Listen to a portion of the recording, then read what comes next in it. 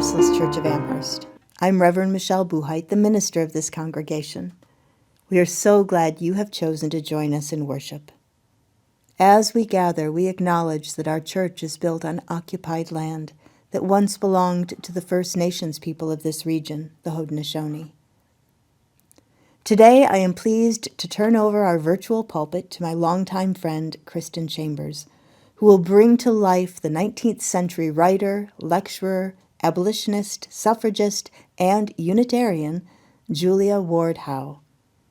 Julia Ward Howe is probably best remembered for authoring the Civil War anthem, Battle Hymn of the Republic, and co-founding the American Woman Suffrage Association. You are in for a treat. Today is Mother's Day, a complicated observance for many of us. I offer you the peace and comfort of the day with this opening reading by Emily Berry. Be my mother, I said to the trees, in the language of trees which can't be transcribed.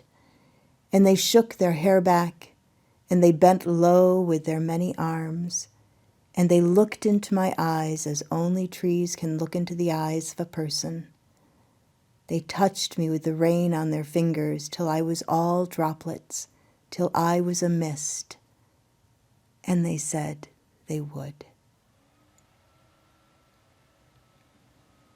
We begin our worship together by lighting the flaming chalice, the symbol of Unitarian Universalism, that embodies the light of reason and the search for truth and meaning, the warmth of friendship and community, and the fire of our commitment to bring more justice and compassion to a hurting world.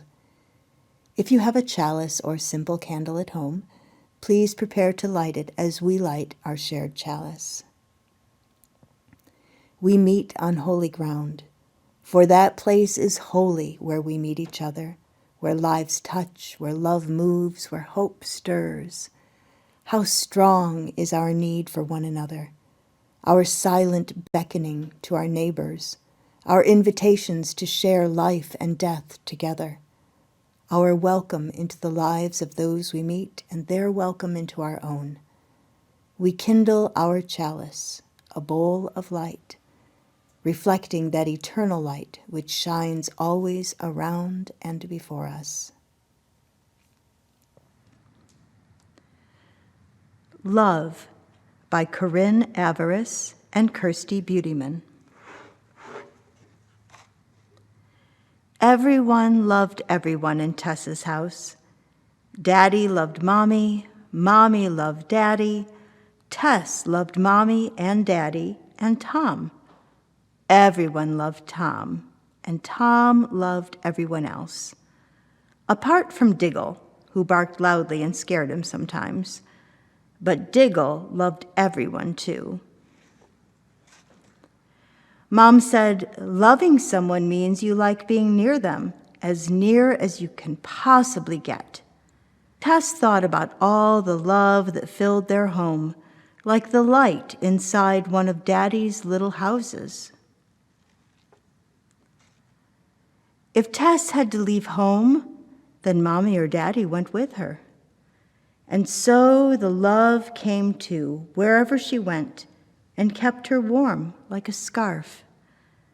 When Tess visited Granny and Gramps' house, the love she had left there last time was still safe inside. Tess always had love nearby. But one sunny September day, it was time for Tess to start school. Mommy and Daddy couldn't come to school. Tom was too little. Granny and Gramps were too big. And dogs can't use crayons. So Tess would have to be brave all by herself. School was large with lots of doors and windows. It wasn't like a candle house or a warm scarf.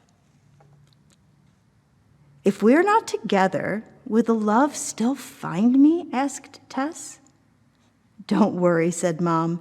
Love is like a string between us. It can stretch as far as it needs to.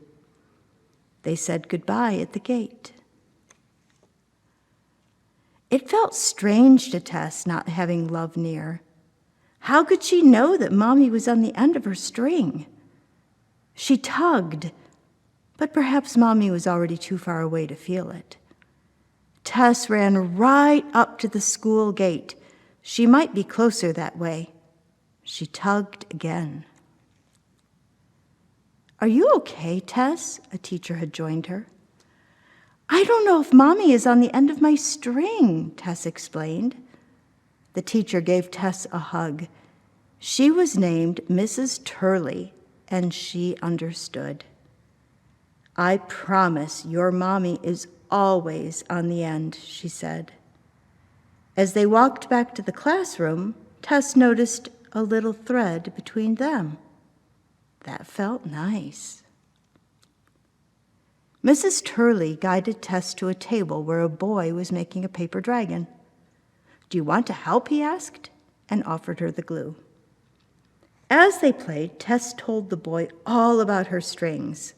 "I have strings too," said the boy excitedly. He was named Harry, and one of his strings was very special. It stretched far away because his daddy had died when he was small. "It goes up, up, high," Harry explained. Now Tess had a string with her new friend, too. The more she looked, the more Tess saw that everyone had strings. Love that went sideways, backward, forward, and upward. When school ended, she felt a little tug on her string as she thought about Mommy waiting for her at the gate.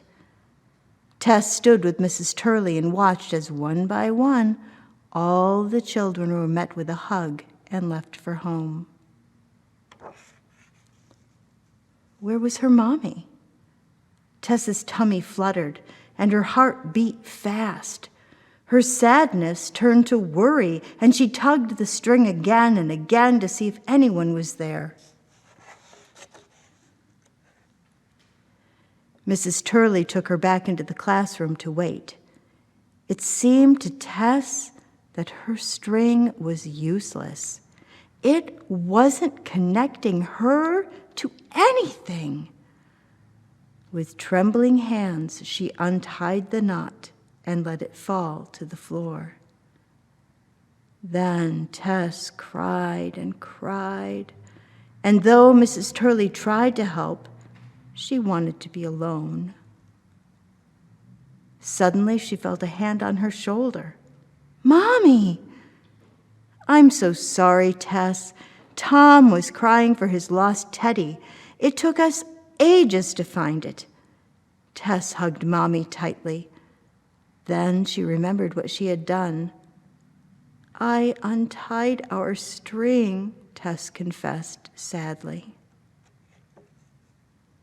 "Well, let's fix that," said Mommy, smiling. She looped the string, pulled the knot, and reconnected them. Everything felt right again. "I promise you, Tess, our string may stretch or tangle, but it will never truly break," said Mommy. Then Mommy and Tess cried happy tears and felt their love wrap them in a big bundle and roll them all the way home.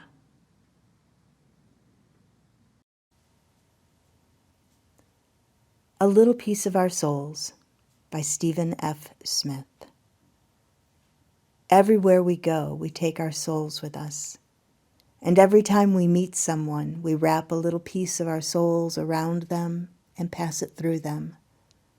All our lives, we weave our souls around and through everyone we meet, tying a complex, tangled web to the earth. This is who we are to the world around us. Each of us has 1,000, 1,000,000 tendrils of other souls wrapped around us and through us. And this is who we are to ourselves. Sometimes we need to grasp these tendrils for all we are worth just to keep ourselves here. Sometimes the tendrils snap and we can't weave anymore. But the 1,000, the million threads we have already woven remain, tangled messily about the earth. This is still who we are, and we aren't diminished, but it does leave a hole. You have wrapped your soul around me and through me 1,000, 1,000,000 different times. If I gather all these threads in my hands and hold tight, and if you hold on to all the threads that have ever pierced your soul, wrapping them around you like a protective cloak, anchoring you to the ground, maybe the threads won't snap, and you can keep weaving a little longer. If it snaps anyway, I will take all the threads you have left me and wrap them around a spool that I will carry with me always. As we go marching, marching in the beauty of the day, 1,000,000 darkened kitchens, 1,000 mill lofts gray, are touched with all the radiance that a sudden sun discloses. For the people hear us singing, bread and roses, bread and roses. As we go marching, marching, we battle too for men. For they are women's children, and we mother them again. Our lives shall not be sweated from birth until life closes. Hearts starve as well as bodies. Give us bread, but give us roses. As we go marching, marching, unnumbered women dead go crying through our singing their ancient call for bread. Small art and love and beauty, their drudging spirits new. Yes, it is bread we fight for, but we fight for roses too. As we go marching, marching, we bring the greater days. The rising of the women means the rising of the race. No more the drudge and idler, in that toil where one reposes, but a sharing of life's glories, bread and roses, bread and roses.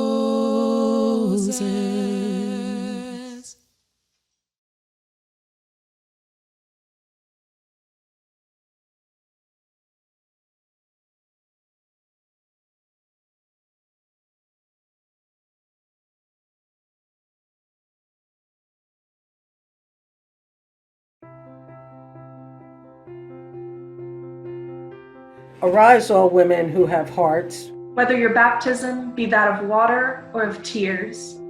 Say firmly, we will not have great questions decided by irrelevant agencies. Our husbands shall not come to us reeking with carnage for caresses and applause. Our sons shall not be taken from us to unlearn all that we have been able to teach them of charity, mercy, and patience. We women of one country will be too tender of those of another country, to allow our sons to be trained to injure theirs. From the bosom of the devastated earth, a voice goes up with our own. It says, disarm, Disarm. The sword is not the balance of justice. Blood does not wipe out dishonor, nor violence indicate possession. As men have often forsaken the plow and the anvil at the summons of war. Let women now leave all that may be left of home for a great and earnest day of council.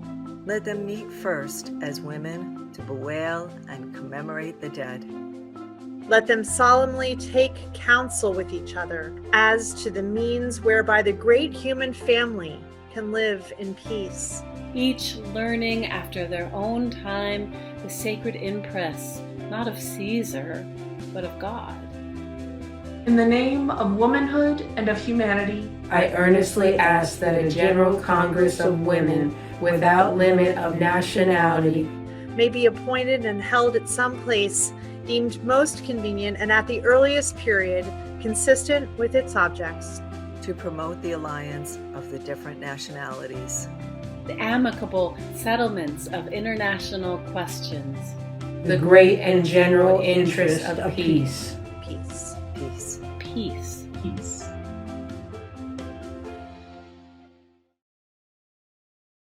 Well, good morning. Thank you for allowing me to briefly be a time traveler and address your wonderful group.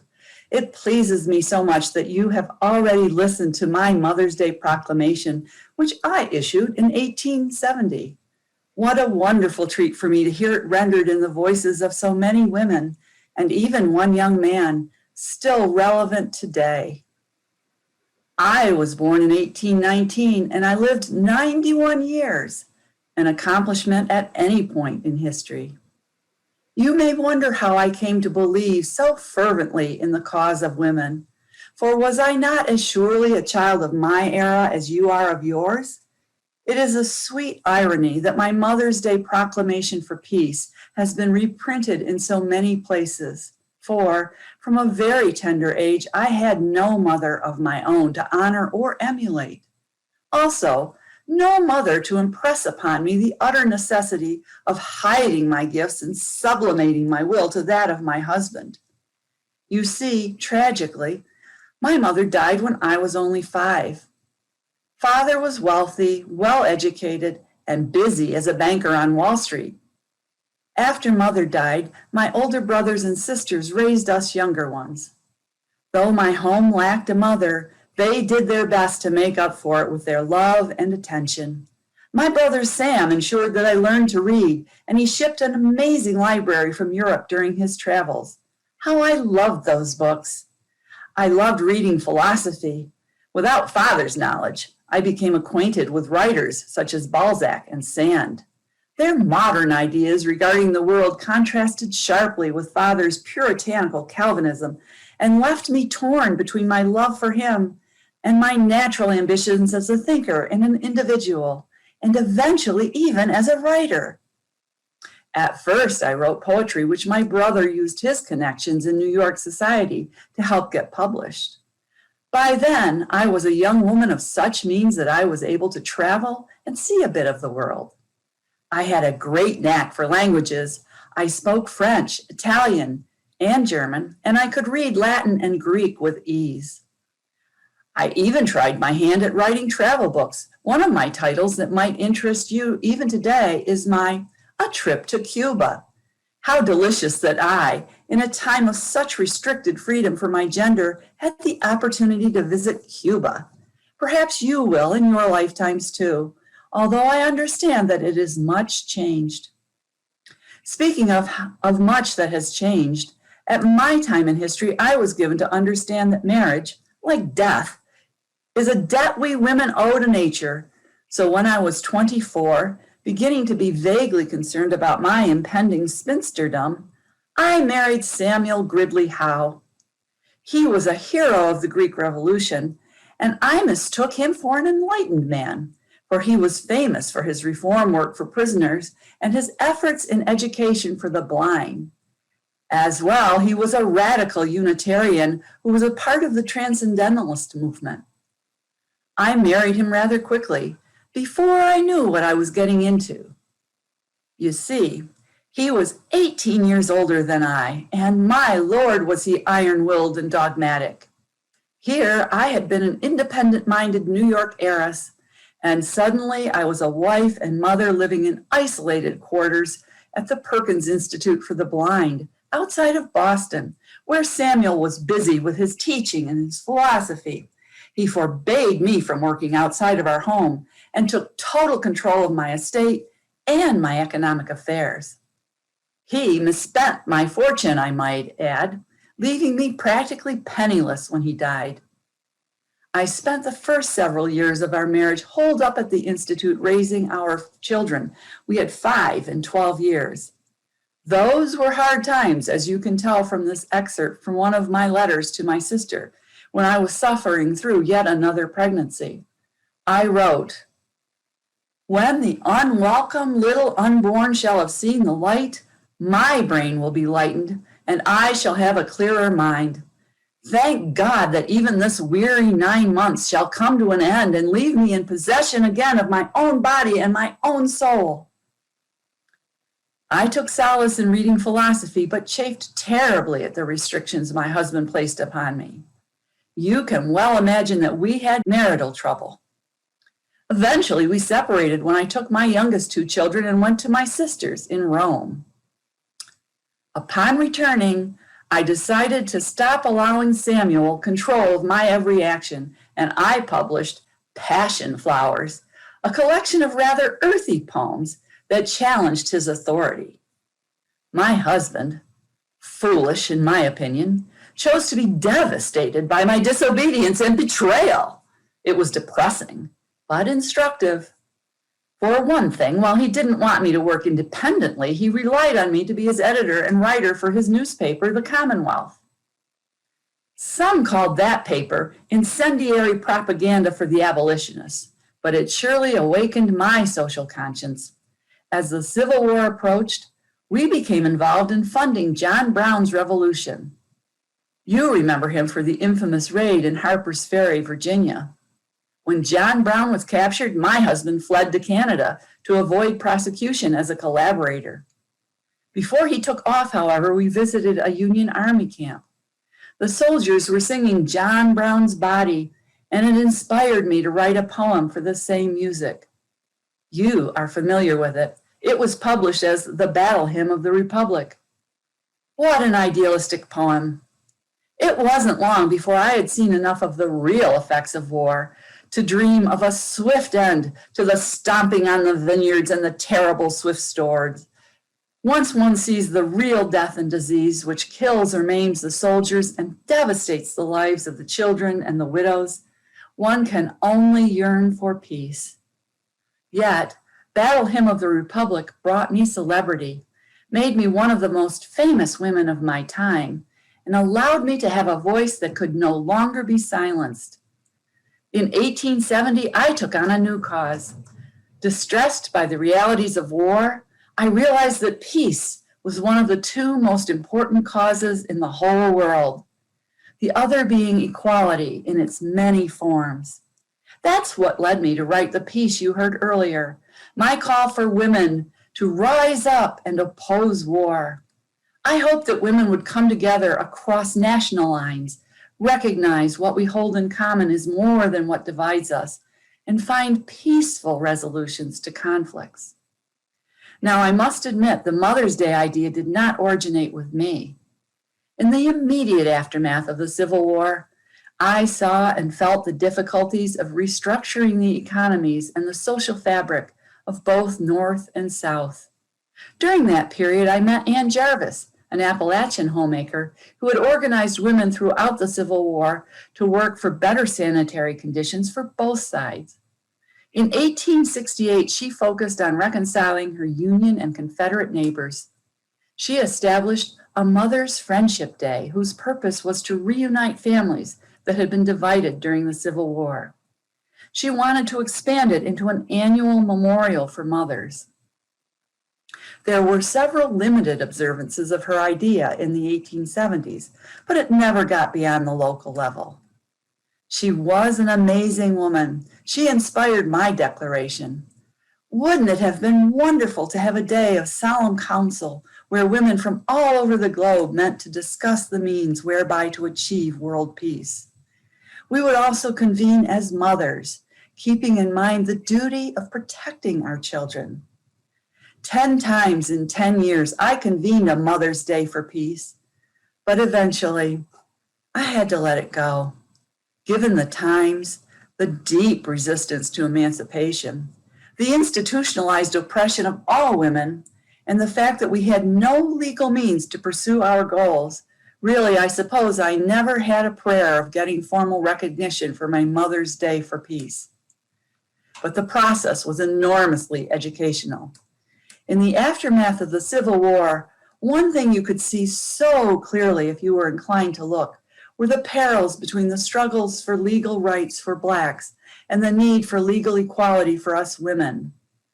Seeing that, it was as if a light had been turned on in the dark tunnel in which I had been living. To finally discover that I was not alone in my ideas that women should be able to speak our minds and influence the direction of society, that was a beautiful revelation. Some said it made me calmer, firmer. I can tell you, it is a great relief to find yourself among friends with whom you can speak your mind freely. I'm quite sure that you would have enjoyed some of my friends, such as William Ellery Channing, Samuel Clemens, Lucy Stone, and Margaret Fuller. In 1870, I helped Lucy and her husband found the Woman's Journal. They published one of my essays advocating for the education of women against the ridiculous and odious theory of the time that educating women was a road to ruin. I wrote, "Boys are much in the open air. Girls are much in the house. Boys wear a dress which follows and allows their natural movements. Girls wear clothes which impede and almost paralyze their limbs. Boys have, moreover, the healthful hope held out to them of being able to pursue their own objects and to choose and follow the business or profession of their choice. Girls have the dispiriting prospect of a secondary and derivative existence, with only so much room allowed them as may not cramp the full sweep of the other sex." My husband died in 1876. My first journal entry after Samuel's death is simple, perhaps even a little harsh, but it's how I truly felt. I wrote, "Start my new life today," and indeed I did. For the next 40 years, I was a force, answering to no one except myself and God. I traveled the world as a preacher, lecturer, and dignitary, promoting women's rights, peace, prison, and education reform. My message was quite simple, really. Service over fashion, and reform over frivolity. I was often asked, and I said yes whenever possible, to preach in Unitarian and Universalist churches. There was always so much work to do everywhere I looked. My belief in deeds, not creeds, was the motivating factor behind all my efforts.